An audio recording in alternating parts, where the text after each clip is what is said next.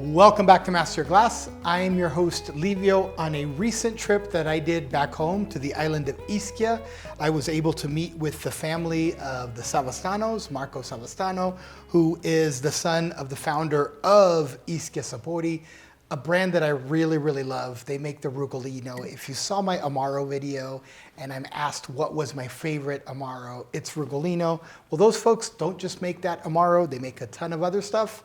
Let's see what this is all about. The first product I'm going to try here is their spritz. Now this could be considered just slightly confusing because they put the Rugino logo on here too. So there's Rugino the Amaro, right? And then there's Rugino spritz. Amaro is dark, spritz is red. Let's go ahead and try this and see what it is all about. As I'm opening the bottle and fighting with it, let's talk about where this is made. It's on the island of Ischia on a place called Villa Spadara. It has, it's a perfect environment to grow all sorts of herbs and natural environments. I believe it's about 17 acres long. And there is where the raw ingredients that make their way into these liqueurs come from.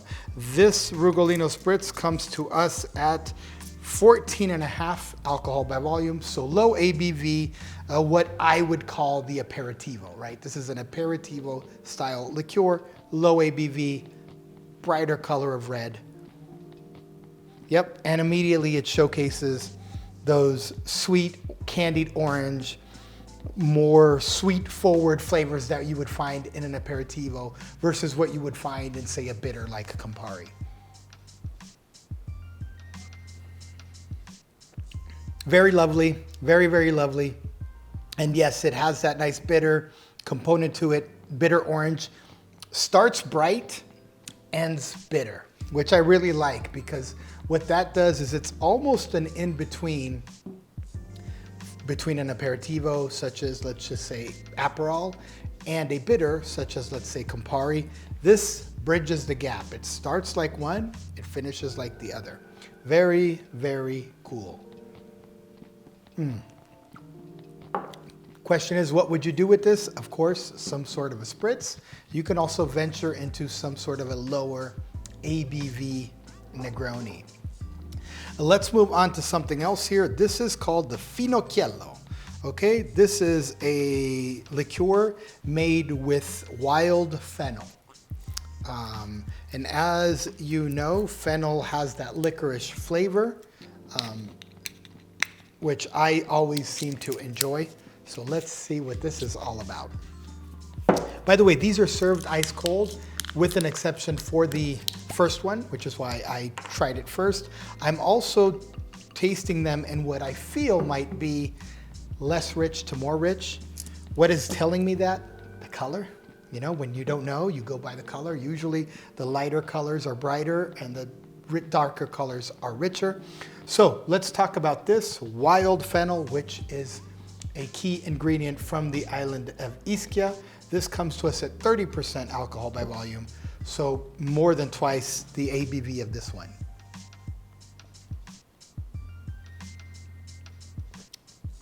Very nice. Very nice. I love how it has that, literally the fennel that you find when you buy those fennel sausages. That fennel seed that you find in there is in here. It starts with that with the pop. It's not wimpy. It brings a lot of really good alcohol to it, which, by the way, this is likely a grain alcohol base of high quality, but then it finishes dry, which is really cool. It gives you the flavor, but it doesn't leave you that big cloying mouth. It leaves you with a nice clean mouthfeel.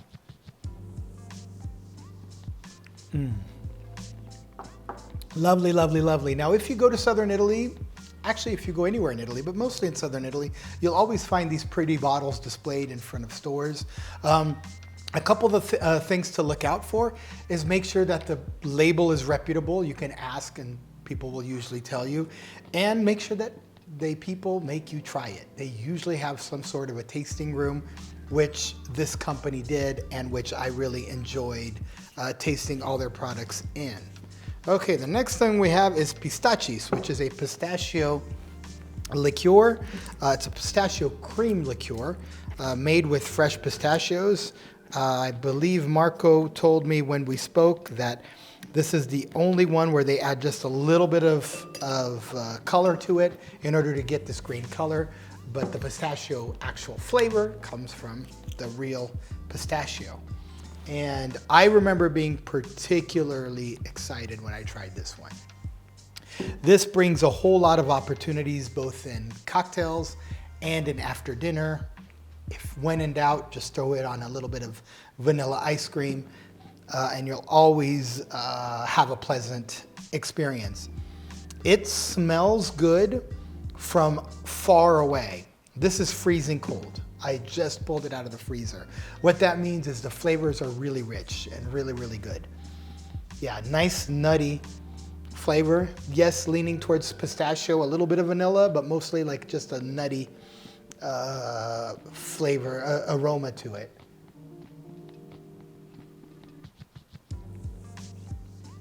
Almost hazelnutty in the aroma and just big, rich pistachio flavor. How can I explain the flavor of this? Take the flavor of pistachios. If you haven't had pistachio ice cream, that's exactly what you should be thinking. But take the flavor of pistachios that were basically mashed together, add sugar to them, and that's the flavor, a sweet pistachio. But the best way to explain it is literally it is an alcoholic version of a pistachio ice cream, but the flavor is super clean. Oh yeah. Cream liqueurs usually have some form of a dairy in them as well, which this one clearly does. As we get to the creamy stuff and of course to the darker stuff, we're going more towards things that are meant to be consumed after dinner by themselves or to be put in a cocktail. If you want to drink them just to sip on them, they need some mixology to be just everyday sippers. They're going to need to be in a cocktail that's a little bit more bright. Otherwise, just drink it by itself after a meal, and it's a cocktail in itself. Okay, let's open this one up. Next one we have is melones. Obviously, this is made with the melon, and to be specific, the cantaloupe. All right, also a cream liqueur. Also, this one comes down at 18% alcohol by volume. So let's see how it compares. Oh, look at that, nice and thick and rich. Beautiful color, beautiful color. How does it compare to this one? This one is also 18. So the pistachio and the melones, or pistachios and melones, are 18%. Oh yeah. By the way, this is not a sponsored video. This is me talking about products from my island that I love to talk about.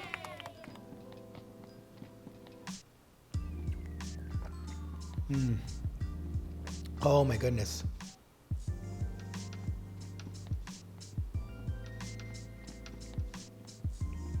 Yeah, the cantaloupe has been smashed in there with cream, with sugar, and with alcohol. Now, no, that's not how they make it. They use fresh fruits and they use fresh ingredients, but I'm trying to explain to you what I feel it tastes like. If I had to make this as a bartender with the ingredients that I have available, to me this sounds like we took the ingredient, we threw it in there, it was with sugar, with cream, with alcohol, and out came a very naturally tasting, lovely liqueur. Again, cocktails, all sorts of cocktails. I'm leaning towards this one here, we said Negroni. This one here we can do a lot of things with, but between you and I and the fence post, I think fennel licorice, when applied in a cocktail, it's a smidge, it's an accent. Otherwise, I just drink them neat or in some coffee. But these two here, right? These are great after dinner cocktails. Anything that you would be making, say a brandy Alexander, or anything you would make that's creamy with some sort of a brandy base or a whiskey base or añejo tequila base, anything that has cream in it, these cocktails here would work really well as their modifying ingredient. Okay, let's move on to Amaroncello. Clever, right? If you like Amaro, which I know you do because most people who watch this show do, and if you like limoncello, which I know most of you do, this might just be a match made in heaven because it's a combination of both. And the limoncello that these folks make is amazing because they take advantage of the beautiful lemons from the island of Ischia, which are rich in flavor, rich in oils, and delicious. It's got this little cloudy color to it, which works for me because that means that they didn't go through any effort to try to clarify or modify. This is what it is. And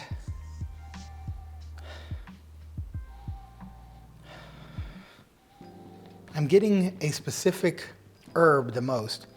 I want to say it's thyme. I want to say I'm getting thyme and of course lemon, but that's it. I'm not getting all these, oh my God, Amaro, lemon, who knows how many aromas are in it. I'm getting this one spice and I'm getting a little bit of lemon peel on the aroma.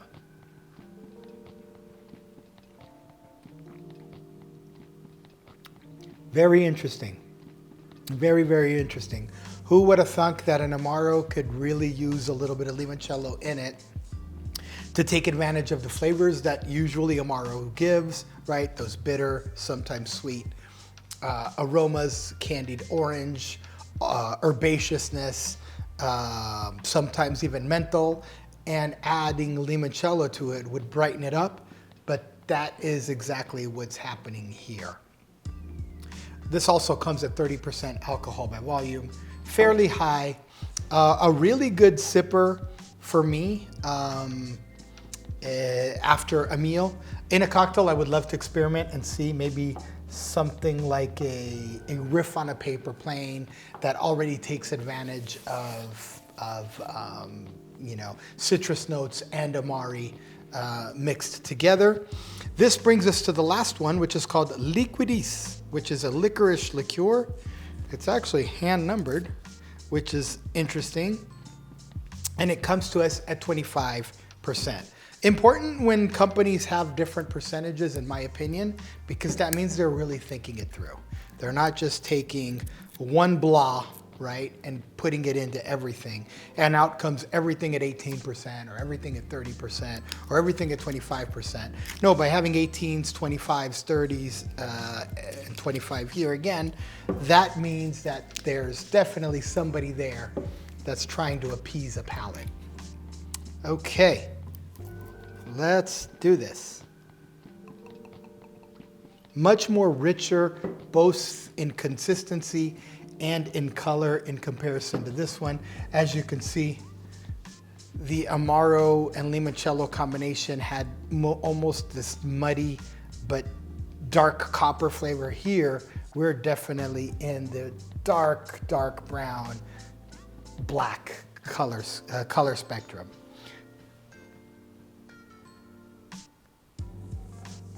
Well, licorice. Remember, fennel had that more minty licorice flavor that I would find in a sausage. This one here is just the licorice, right? The aroma is of those black licorice candies that you can eat, and that's it. This is gonna be intense, and I already know I'm gonna love it.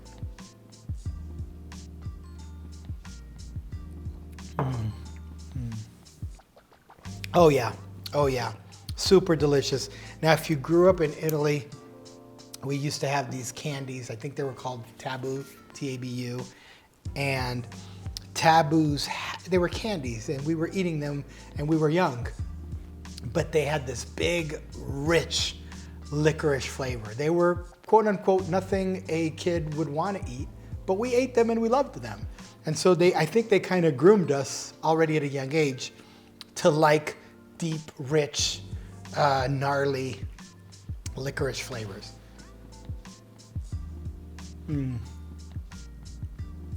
That 12-year-old Livio right now is saying, when I grow up, maybe I want to try that flavor with alcohol in it. And there it is. It just came to me.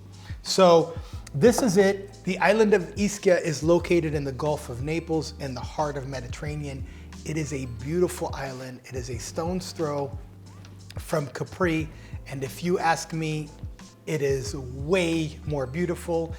You can see Capri from it too. So it's, if you like Capri, you like the view there, you can look at Capri from Ischia. But it is a wonderful place where all these wonderful ingredients are made. If you made it all the way to this part of the video, I want to thank you for spending time with me and hearing me talk about the liqueurs from my island. And please do come back to Master Your Glass, where we don't just talk about traditions, we also talk about the drinks that are tied to them, just like these. Thanks for watching.